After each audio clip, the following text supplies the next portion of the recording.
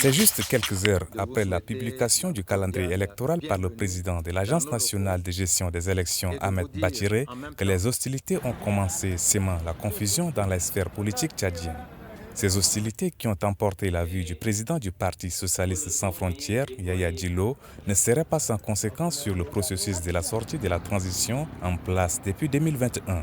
Si on veut faire les choses de façon accélérée, si on veut considérer que ce décès est un fait divers, peut-être qu'on pourrait continuer à dérouler le processus comme si de rien n'était. Mais cette mort, parce que c'est celle d'un acteur politique majeur, d'un chef de parti politique très actif dans le milieu politique national, notamment depuis le début de la transition. Et on peut même le classer peut-être parmi les 5 acteurs politiques principaux sous la transition. Donc qu'une personnalité de cette nature décède, qu'il soit tué, quelles qu'en soient les circonstances, ça ne peut qu'affecter le processus. Au micro de RFI, le ministre de la Communication, porte-parole du gouvernement, Abderrahmane Koulamala, a fait savoir que la mort de cet acteur politique n'aura aucun impact sur le calendrier électoral. Mais déjà, il faut savoir qu'avec cette situation, il va sans dire que le nombre de candidats devant affronter le candidat du MPS à la présidentielle à venir diminue, ce qui rendrait l'ambiance autour des campagnes électorales moins électrique. Mobiliser des partis politiques dans une coalition dénommée Tchad Uni afin de soutenir le candidat désigné du mouvement patriotique du salut, Mahamat Idriss Déby Itno, est l'objectif de cette rencontre.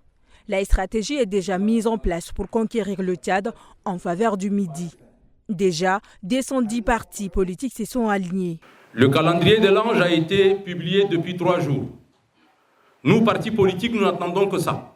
Un parti politique doit être prêt tous les jours. Un parti politique est en campagne tous les jours. Il ne faut pas attendre qu'on dise que tel type est candidat avant d'entrer en campagne. Nous avons accepté de soutenir Mahamat Idriss Déby Itno. Donc nous devrons être mobilisés avec nos militants et continuer dans cette voie. Dans le cas où il répondrait par oui, eh bien nous serons dans la droite ligne d'aller déposer sa candidature le jour de l'ouverture du dépôt des candidatures au Conseil constitutionnel. Nous allons constituer plus tard notre direction de campagne à tous les niveaux. Face à cette grande mobilisation autour de la candidature de Mahamat Déby Itno, le secrétaire général du MPS défie quiconque se mettra au travers de leur chemin. Et pour confirmer sa candidature, d'ici le 2 mars, le président sera convié afin de confirmer sa candidature. Elles sont toutes réunies cet après-midi à la Maison nationale de la femme, dans le cadre de la semaine nationale de celle-ci. La Sénafet est un moment de réflexion et d'analyse de la contribution de la femme au développement du Tchad. Pour procéder au lancement de la Sénafet, placée sous le thème 5e République, participation des femmes aux processus électoraux post-transition. À travers ces thèmes, nous souhaitons encourager et soutenir la participation des femmes dans les processus électoraux post-transition. Il n'est pas un secret pour personne que de nombreux pays du monde ont connu des transitions politiques et démocratiques au cours des dernières décennies. Il est essentiel de garantir que les femmes jouent un rôle attentif, actif et significatif dans les processus électoraux. Les 7 jours dédiés aux échanges permettront à ces dernières de faire le bilan de la place de la femme dans le processus du développement et des plaidoyers en leur faveur. Oui, nous allons pendant 7 jours réfléchir sur notre épanouissement et les efforts que nous avons consentis, les efforts que nous allons consentir pour que nous valorisons nos plaidoyers depuis 1982, c'est ça, non? Voilà. Et vous savez que depuis lors, on a gagné beaucoup de choses. Cette année, c'est la ville d'Amtimon qui est choisie pour les festivités.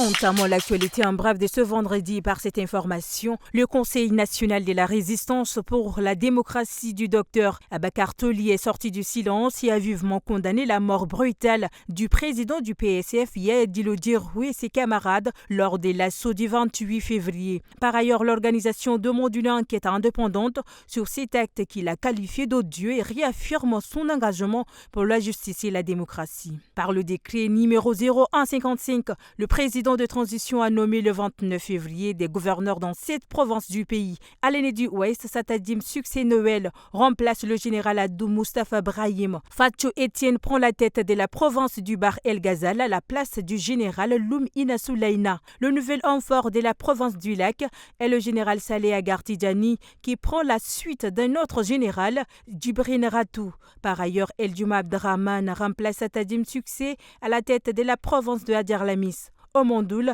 Adoum Forte Amadou cède sa place à Mahamad Zen El Hadi Yahya. Dans la Tandjilé, c'est Adoum Mustafa Brahim qui prend désormais la commande. Et enfin, Mahamad Abdelkerim Ali remplace le général Gauthier François Tatiko à la tête de la province de Wadifira. 12 personnes ont trouvé la mort jeudi dans un accident de circulation à Maroua, chef-lieu de la région de l'extrême nord, a annoncé Midia Ouabakari, gouverneur de la région, indique l'agence de presse chinoise. Un car de transport en provenance de Mokolo dans le département de Mayo-Sanaga à destination de Maroua a été impliqué dans l'accident mortel survenu à 10 km de Maroua aux environs de 19h heure locale. C'est là le gouverneur qui s'est rendu sur le lieu du drame. Le bilan est lourd, 12 morts dont 8 femmes et 4 enfants ainsi que 22 blessés. Les blessés ont été transférés à l'hôpital régional de Maroua où des mesures ont été prises pour assurer une prise en charge efficace des victimes.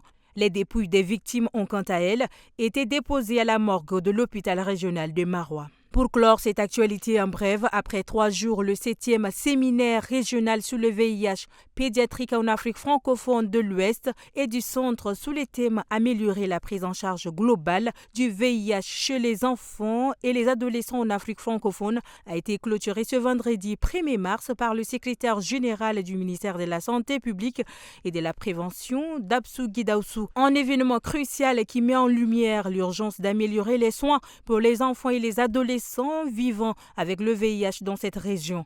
Occasion pour le système des Nations Unies au Tchad, en partenariat avec le gouvernement et le Fonds mondial de lutte contre le sida, la tuberculose et le paludisme, de renouveler son engagement à améliorer la prise en charge pédiatrique du VIH et la prévention de la transmission de la mère à l'enfant. Tu pars au marché, tu achètes le charbon de 500, tu ne peux pas faire le repas par jour.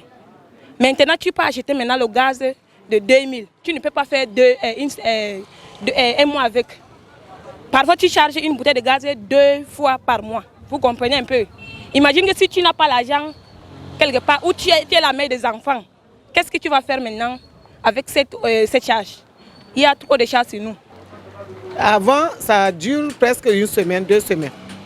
Et pour le moment, ça ne dure pas, même pas 4 jours.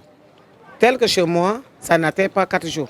3 jours et quelques minutes, ou demain, c'est fini, 4e jour, c'est fini toujours. Mais je ne sais pas pourquoi. Donc l'État doit parler de nous. Et normalement, là, ça doit être à 1000 francs. Pour 1 mois, je vais charger le gaz 4 fois ou 5 fois. Ça ne tient pas. On dirait qu'on n'a pas de gaz chez nous ici au Tchad, on n'a pas de pétrole chez nous ici au Tchad, on n'a pas de l'essence ici au Tchad.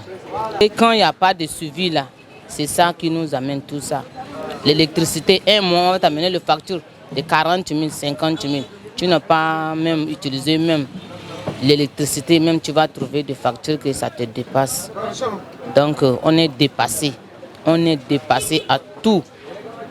Tout, pour gaz, pour essence, l'électricité, tout ça là, on est dépassé. Il faut qu'ils vont trouver quelque chose. Nous ne sommes pas des étrangers, on est chez nous. Il y a le pétrole chez nous. Il faut qu'on vive aussi mieux, comme pour les autres.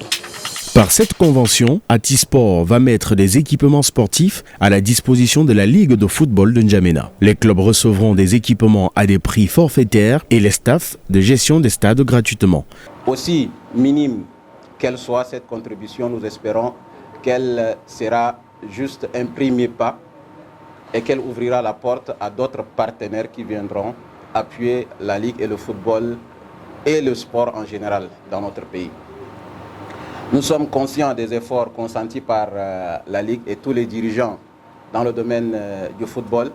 Nous sommes aussi conscients des difficultés qu'il y a d'avoir des équipements de qualité ici sur place. Voici pourquoi nous avons décidé à notre niveau avec nos partenaires internationaux de rendre ces équipements disponibles et accessibles sur place à tous les footballeurs professionnels, amateurs et tous les sportifs en général, puisque nous touchons aussi les autres disciplines. La Ligue de football de N'Djamena s'engage à fournir davantage d'efforts pour le rayonnement du football provincial. Notre championnat lancé depuis décembre revêt un caractère important et devient le pôle d'attraction des amoureux du ballon rond. La motivation et l'ambiance dans les stades pendant les matchs nous obligent à faire des efforts afin d'améliorer l'organisation de notre compétition qui est élite du Tchad. Cette convention signée avec Atisport est la deuxième après celle scellée par la Ligue avec le groupe Tchad Info, permettant la diffusion des matchs du championnat. Elle a une durée de 2 ans.